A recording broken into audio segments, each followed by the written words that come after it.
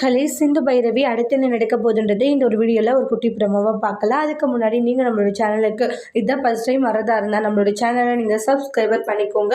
பக்கத்தில் பெல் ஐக்கானையும் கிளிக் பண்ணிக்கோங்க. வாங்க வீடியோக்குள்ளே போகலாம். இங்கே ரொம்பவே சந்தோஷமாக இருக்காங்க சிவாவுடைய குடும்பம். ஏன்னா சிவா ஹாஸ்பிட்டல் ஓப்பனிங் பண்ணுறாங்க. அதனால் எல்லாருக்கும் பயங்கரமான ஒரு சந்தோஷமாக இருந்துட்டுருக்கு.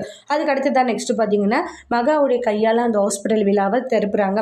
ஹாஸ்பிட்டலை ஓப்பன் பண்ணிவிட்டு அதுக்கப்புறம் அந்த ஹாஸ்பிட்டலை சுற்றி பார்க்குறாங்க. சிவா அவ்வளோ சூப்பராக இருக்குப்பா, நல்லா இருக்குது அப்படின்ட்டு எல்லாரும் சொல்லிக்கிட்டு இருக்காங்க.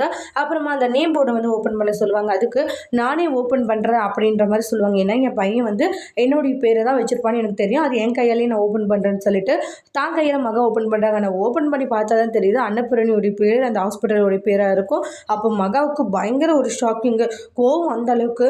அதுக்கப்புறமா என்ன சிவா பெரியம்மா, எனக்கு சின்ன வயசுலேருந்து பெருக்கி எல்லாம் பார்த்தது நீங்கள் தான், அப்படி இருக்கும்போது உங்களோட பேரை போய் நான் வைக்காது இருப்பேனா பெரியம்மா அப்படின்ட்டாங்க.